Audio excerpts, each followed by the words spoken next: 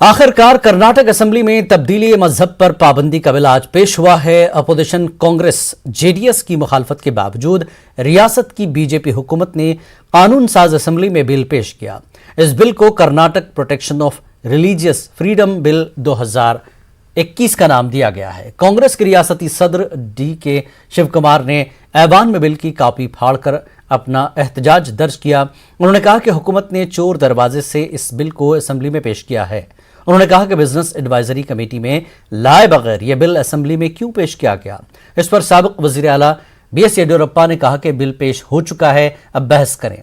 BJP के रियासती वजीर KS येडियुरप्पा ने कहा कि कांग्रेस मुसलमानों और ईसाइयों को खुश करने के लिए बिल की मुखालफत कर रही है।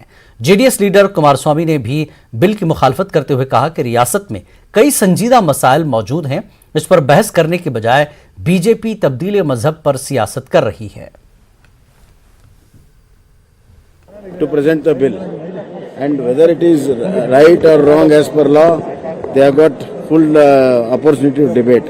Instead of that, when they were not present, when the bill was present, it is not the fault of the government. They should have been present. See, bell will be rung for 10 minutes, and they know that proceeding is going to start. Our speaker has already told their chief whip. If they forget their duty, we can't help it. Jharkhand assembly में हुजूमी तशद्दुद के खिलाफ bill मंजूर हो गया है। Mob violence and mob lynching bill 2021 assembly में पास हो गया। बीजेपी ने बिल की मुखालफत की और ऐवान से वॉकआउट किया। बीजेपी ने बिल को झारखंड के खिलाफ करार दिया और बिल को कबाइल के खिलाफ बताया। वहीं कांग्रेस ने हुजूमी तशद्दुद के लिए कसूरवारों को सजाए मौत देने का मुतालबा किया है। वहीं झारखंड मुस्लिम सेंट्रल कमेटी ने बिल का खैर मकदम किया।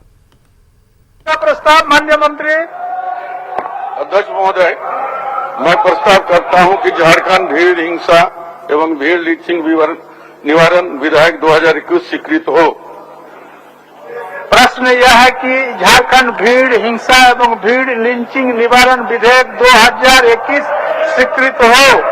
जो इसके पक्ष में है वह हाँ कहे, जो इसके विपक्ष में है वह ना कहे। मैं समझता हूं कि पक्ष में बहुमत है, प्रस्ताव स्वीकृत हुआ। झारखंड भीड़ हिंसा एवं भीड़ लिंचिंग निवारण विधेयक 2021 स्वीकृत हुआ। राजस्थान में राहिल नामी मुस्लिम नौजवान के साथ हुई मॉब लिंचिंग के खिलाफ आज अलीगढ़ मुस्लिम यूनिवर्सिटी के तलबा ने एहतजाजी मुजाहरा किया। एहतजाजियों ने सदर जमहूरिया हिंद के नाम एक अर्जदाश्त जिला इंतजामिया को पेश की। इस मौके पर तलबा ने जल्द अज जल्द मॉब लिंचिंग के खिलाफ कानून बनाने का मुतालबा किया। तलबा का कहना है कि जब से इख्तिदार में भारतीय जनता पार्टी आई है, तब से पूरे मुल्क में इस तरह के वाकयात में इजाफा हो गया है। पलवल में राहुल खान की मॉब लिंचिंग कर दी गई है, उसी के दोस्तों ने की है। उसी के सिलसिले में आज हमने एक ज्ञापन प्रेसिडेंट ऑफ इंडिया के लिए लिखा है। हमने मांग की है उनके खिलाफ सख्त से सख्त कार्रवाई होनी चाहिए और उसमें पूरा ग्रुप इन्वॉल्व है। वो लोग कह रहे हैं कि 2-3 लोग इन्वॉल्व है, ऐसा नहीं है, पूरा ग्रुप है। षड्यंत्र के तहत उसको मारा गया है और इसके खिलाफ सख्त से सख्त कार्रवाई नहीं हुई तो हम एक बड़ा आंदोलन करेंगे आगे। इस मॉब लिंचिंग के लिए हमने एक ये प्रोटेस्ट निकाला है और ये मॉब लिंचिंग आखिरकार कब तक होती रहेंगी। हम तो सरकार से सवाल ये आज पूछने के लिए आए हैं। हम सवाल पूछना चाहते हैं सरकार से, सेंटर में केंद्र में बैठी सरकार क्या बिल किसानों के लिए लेके आ सकती है? हर तमाम बिल बना सकती है, तो क्या एक ऐसा कुछ बिल नहीं लेके आ सकती जो मतलब ये मॉब लिंचिंग को रोका जाए? हालांकि जो देश में एक मॉब लिंचिंग जिस तरह से बढ़ रहा है उसके अलावा आज अलीगढ़ मुस्लिम स्टूडेंट्स ने एक प्रोटेस्ट मार्च निकाला। उस पर हमने प्रेसिडेंट ऑफ इंडिया को एक मेमोरेंडम दिया जिसमें हमारे कुछ चार्टर ऑफ डिमांड्स है। हमारी पहले ये डिमांड्स है कि हर डिस्ट्रिक्ट में एक फर्स्ट ट्रायल कोर्ट का बनाया जाए ताकि जल्द से जल्द मॉब लिंचिंग विक्टिमों को इंसाफ मिले।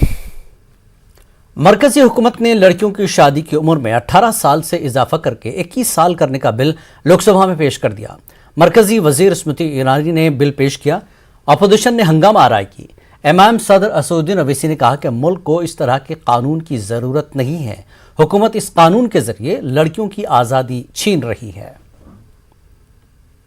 इस तरह का बिल लाकर मोदी सरकार जो इंस्टीट्यूट ऑफ मैरिज पर हमला कर रही है, 18 साल की लड़की को आप right to choose, right to freedom उसका कर्टेल कर रहे हैं, जो भारत के संविधान में आर्टिकल 19 गारंटी करता है। जब 18 साल की लड़की देश के प्रधानमंत्री को, देश के MP को, देश के MLA को चूज कर सकती है, तो अपना पार्टनर क्यों नहीं चूज कर सकेगी? जब उसको आप इजाजत दे रहे हैं कि लिव इन रिलेशनशिप करिए, जब पॉस्को एक्ट में 18 साल में राइट टू कंसेंट दिया जा रहा है, आप कौन होते हैं भाई? क्या नरेंद्र मोदी इन सब 18 साल के लड़कियों के अंकल बन जाएंगे? वो बोलेंगे कौन क्या खाएगा, कौन क्या बैठेगा? आपने किया क्या?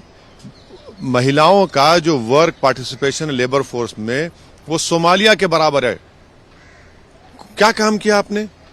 और फिर आप ये भी देख लीजिए कि जो अमेरिका में बाज़ स्टेट्स में 14 साल की उम्र शादी की इजाजत है। क्यों? क्योंकि वहां पर टीनेज प्रेगनेंसी बढ़ रही थी, तो उन्होंने कहा कि शादी करो। यूके में 16 साल, न्यूजीलैंड में 16 और 19 साल पेरेंट कंसेंट के साथ। इन कंट्रीज ने उन बच्चियों को ताकतवर बनाया। कैसे बनाया? उनको पढ़ाया, उनको इकोनॉमिक एम्पावर किया, उनको राइट टू चूज दिया। आप कुछ नहीं कर रहे हैं। आप तो कुछ कर ही नहीं रहे ना। आप तो कुछ कर ही नहीं रहे, आप सिर्फ सबको क्रिमिनल बनाना चाह रहे हैं। तो ये सरकार इंस्टीट्यूट ऑफ मैरिज के खिलाफ है। शुरू से हम कह रहे हैं कि इस देश को इस तरह कानून की जरूरत नहीं, बल्कि आप लड़कों की एज भी 18 साल कर दीजिए। और 21 साल की जो एज बार बार रट लगी हुई है ना, हमने पार्लियामेंट में प्राइवेट मेंबर्स बिल पेश किया है कि 21 साल में कोई एमपी भी बने, एमएलए भी बने। क्यों नहीं बने भाई? ये देश एक यंग कंट्री है। 21 साल में 18 साल में वोट डालेगा और 25 साल में एमपी बनेगा। क्यों? क्या होगा 18 से 25 साल में? 21 साल में बनाइए उसको, और 18 साल की उम्र लड़कियों के लड़कों दोनों करिए। वो डिसाइड करेंगे कब शादी करना है, कब बच्चा पैदा करना है। आप कौन होते हैं? आप तो अंकल बने हुए सबके। कानपुर में लव जिहाद के एक मामले की समाअत करते हुए अदालत ने मुलजिम को 10 साल कैद और 30,000 जुर्माने की सजा सुनाई है। जुर्माने की रकम से 20,000 मुतासरा को बतौर मुआवजा दिया जाएगा। यह पूरा मामला 15 मई 2017 का है। कानपुर के जोही थाना इलाके की कच्ची बस्ती के रहने वाले जावेद नामी एक नौजवान ने खुद को हिंदू बताते हुए अपना नाम मुन्ना बताया। रफ्ता रफ्ता इन दोनों के दरमियान मोहब्बत हो गई। मामले की समाअत करते हुए जिला अदालत के जज ने मुलजिम मुन्ना के खिलाफ फैसला सुनाया।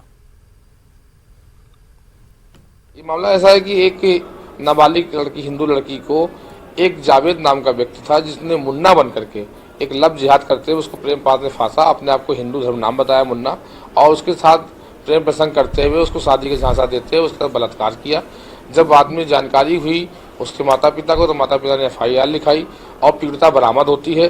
पीड़िता को भगा के ले जाता है। पीड़िता जब बरामद होती है तो अपने 161 के 164 के बयान में मजिस्ट्रेट के सामने वह पुष्टि करती है कि मेरे साथ प्रेम प्रसंग का बहाना बना के अपने को मुन्ना नाम का बताते हुए और उसने मेरे साथ बलात्कार किया है, अपने आप को हिंदू धर्म का बताया है।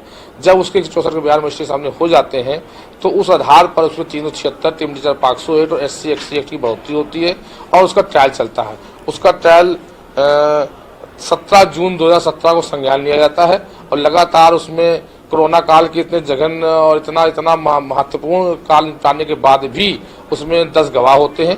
10 गवाह होने के बाद उसमें सजा होती है। उसमें 4 धाराओं में सजा हुई है। 363 में 5 वर्ष और 5,000 का जुर्माना, 366 पे 7 वर्ष की सजा है, 7,000 का जुर्माना है, और 376 में 10 वर्ष की सजा, 10,000 का जुर्माना है, और 501 में 8,000 की सजा, 7,000 का जुर्माना है। ये सभी सजाएं एक साथ चलेंगी। सूफी इस्लामिक बोर्ड ने आज अलीगढ़ में जिला इंतजामिया को एक दस्तावेज पेश किया, जिसमें पॉपुलर फ्रंट ऑफ इंडिया की कारकर्दगियों से वाकिफ कराते हुए इस तंजीम पर पाबंदी आयद करने का मुतालबा किया गया। सूफी इस्लामिक बोर्ड तलबा सेल के कौमी सदर सैयद इरहम हुसैन बकी ने अलीगढ़ में ACM सेकंड को एक किताबचा पेश करते हुए PFI की कारकर्दगियों से वाकिफ कराया गया। इस मौके पर सैयद इरहम हुसैन ने कहा कि हमारी तंजीम PFI के खिलाफ काम करती रही है और आइंदा भी करती रहेगी। उन्होंने कहा कि ये एक दहशतगर्द तंजीम है, इस पर फौरी पाबंदी आयद की जानी चाहिए। PFI के खिलाफ काम करता रहा है और करता रहेगा। PFI popular front of India, जैसा कि आप लोग जानते हैं, अपने आप को जन कल्याण हेतु जो है वो दर्शाता आया है। दरअसल पर्दे के पीछे की हकीकत ये है कि ये आतंकी गतिविधियों में लीन है। तो इसी को कुछ हमने इसकी हकीकत सामने लाने के लिए एक विवरणिका बनवाई थी। इस विवरणिका के सहारे से माध्यम से हम तमाम अधिकारीगण को और प्रशासन जो भी है हमारा, हम उसको जो है इसकी हकीकत बताने की कोशिश कर रहे हैं और करते रहेंगे। आज अलीगढ़ से हमने ये शुरुआत की है और तकरीबन 200 ज़िलों में ये दिया जाएगा। और इस विवरणिका के माध्यम से हम ये चाहते हैं कि PFI जो कि एक आतंकवादी संगठन है, इस पर बैन लगाया जाए। वक्त एक ब्रेक का, ब्रेक के बाद फिर लौटेंगे।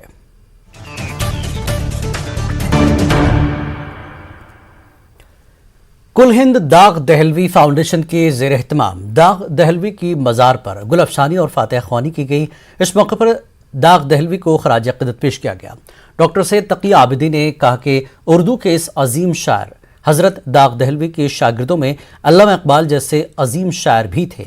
उन्होंने कहा कि दाग दहलवी की मज़ार की तज़यीन करने, उनकी याद में मुशायरे और सेमिनार मुनक़्क़िद करने और दाग दहलवी के नाम से ऑडिटोरियम की तामीर करने का मुतालबा किया।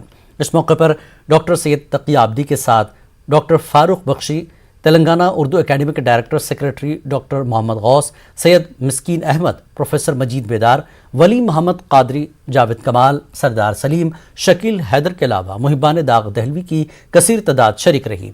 इस मौके पर कनाडा से आए अदीब डॉक्टर सैयद तकी आबिदी की तहनीती तकरीब मुनक़्क़िद की गई। इसमें शोरा, अदीब और सहाफ़ी मौजूद थे। जन्नत मकानी खुल्द आशियानी हज़रत दाग दहलवी, जो अगरचे के दहलीज से थे, लेकिन हैदराबाद की इस खाक में ये सितारे फलक के सुखन सो रहा है।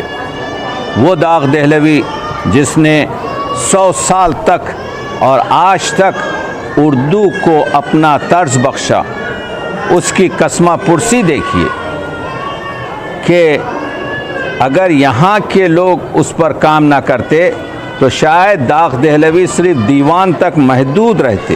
हर एक जो इस सरजमीन पर आया, हैदराबादियों ने और हैदराबाद की तहज़ीब और तमद्दुन ने उनके लिए अपने दिल खोलकर निछावर कर दिए और अपनी आंखें बिछा दी। तो यहाँ की हुकूमत के लिए ये ज़रूरत है कि ऐसा इतना बड़ा शायर फिर सरजमीन हैदराबाद पर दफन नहीं है, नहीं होगा।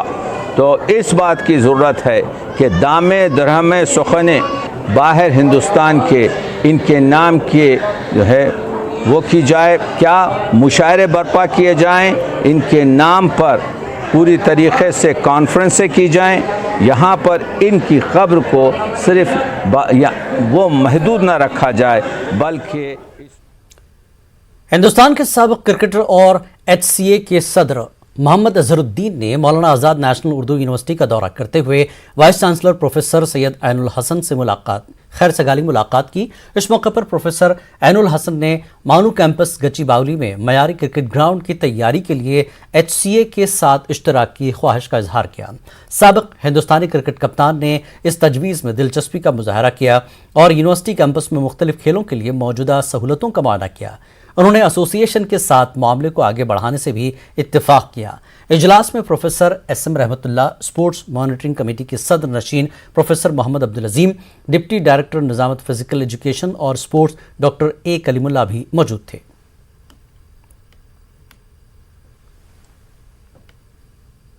मध्य प्रदेश के पंचायत इंतखाबात में हदबंदी और रिजर्वेशन रोटेशन के मामले को लेकर MP असेंबली के सरमाई इजलास में बीजेपी और कांग्रेस के बीच जमकर नोकझोंक हुई।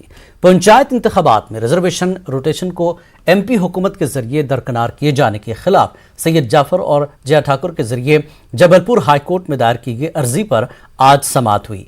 चीफ जस्टिस की बेंच ने मामले की समाअत करते हुए MP, स्टेट इलेक्शन कमीशन और सूबाई हुकूमत को नोटिस जारी करते हुए 2 हफ्ते में जवाब मांगा है। वहीं अदालत ने इलेक्शन का नोटिफिकेशन जारी होने के बाद इंतखाबी अमल पर रोक लगाने से इनकार कर दिया है। अर्जी गुजार सैयद जाफर ने इस मामले को लेकर सुप्रीम कोर्ट से रुजू करने का फैसला किया है।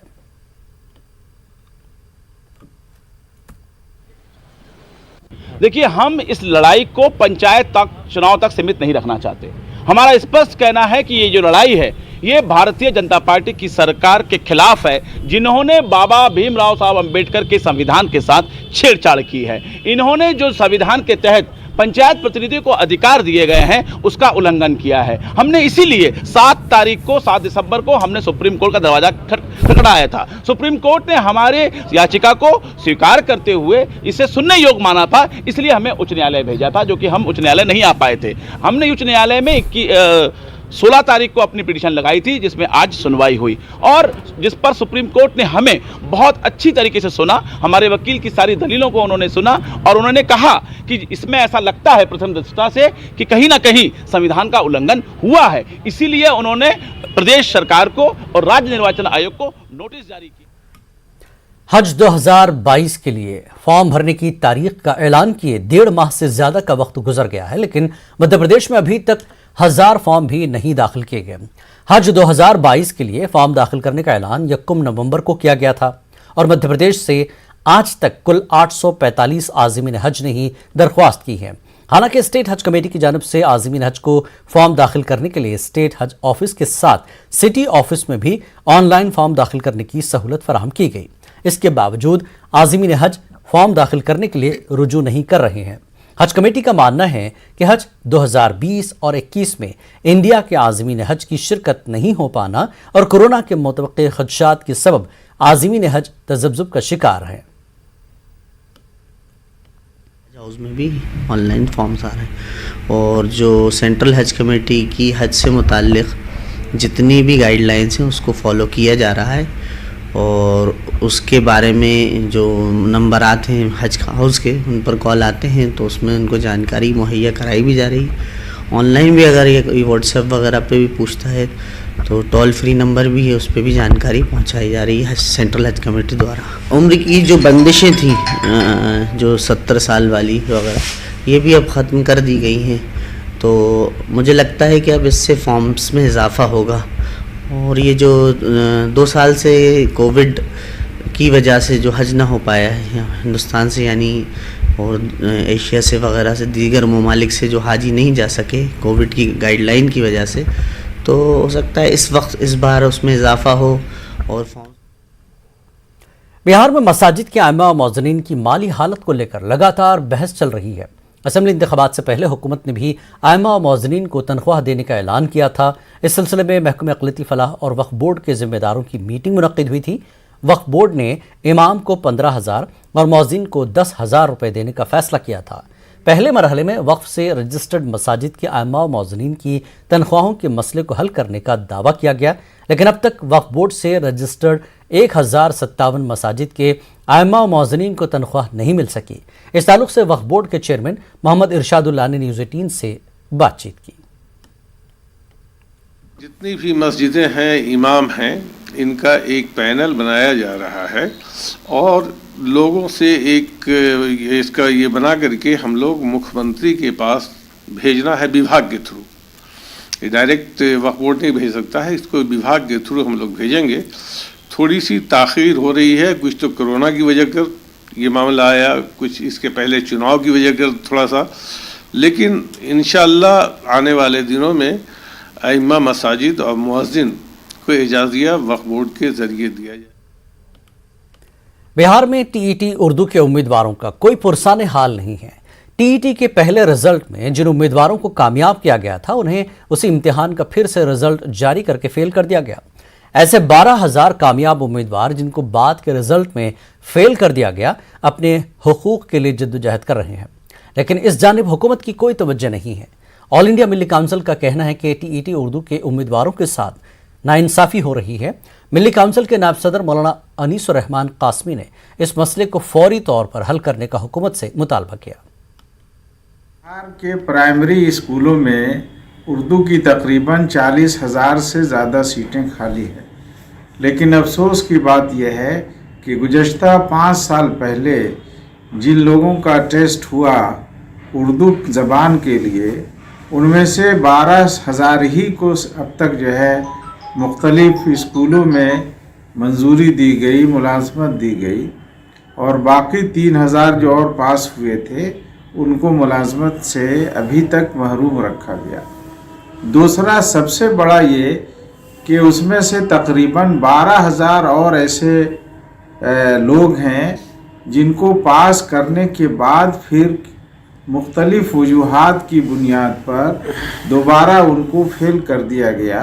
सरकार को चाहिए कि इस पर खुसूसी तवज्जो दे और जिन लोगों को पास करके फेल किया गया है उनको दोबारा जांच करके पास कर उनको किसी भी स्कूल में जगह देने की कोशिश करे ताकि बच्चों की पढ़ाई मशहूर आलिम दीन मौलाना यूसुफ इस्लाही को उनके आबाई वतन रामपुर में सुपुर्द खाक कर दिया गया। असर की नमाज के बाद उनकी तदफीन हुई। मौलाना के इंतकाल की खबर आम होते ही मिल्ली हलकों में गम की लहर दौड़ गई। मौलाना यूसुफ इस्लाही का शुमार आलम इस्लाम के मायनाज उलमा में होता है। आपकी लिखी गई किताबें बरसगीर हिंद पाक, अमेरिका, यूरोप और दीगर ममालिक में बड़े शौक़ से पढ़ी जाती हैं। आदाब ज़िंदगी, कुरानी तालीमात, आसान फ़िक़ा, रोशन सितारे और ख़त्म नबुव्वत कुरान की रोशनी में ख़ास तौर पर काबिल ज़िक्र हैं।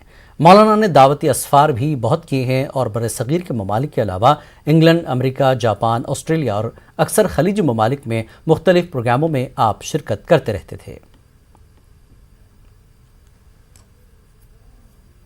मरकज़ और रियासत की बीजेपी हुकूमतें अवाम मुखालिफ दस्तूर, मुखालिफ कानून नाफिज कर रही हैं। कर्नाटक में गांवकुशी पर पाबंदी के बाद तब्दीली मजहब का कानून नाफिज होने जा रहा है। बेंगलुरु में ऑल इंडिया इमाम्स काउंसिल के इजलास में इन ख्यालात का इजहार किया गया। मारूफ आलिम दीन मौलाना मुफ्ती मोहम्मद शोएबुल्लाह खान मिफ्ताही ने मौजूदा सियासी समाजी हालात पर खिताब किया। मौलाना ने कहा कि मुसलमानों को सियासी तौर पर कमज़ोर करने की कोशिशें की जा रही है। मुसलमान ऐसी कोशिशों का जवाब हिकमत के साथ दें। ऑल इंडिया इमाम्स काउंसिल के कौमी सेक्रेटरी मौलाना हनीफ अहरार कासमी ने कहा कि कोई भी कानून जो मुल्क के दस्तूर के खिलाफ है, उस कानून की मुखालफत की जाएगी। इजलास में अमन इत्तेहाद को मजबूत करने की ज़रूरत पर जोर दिया गया।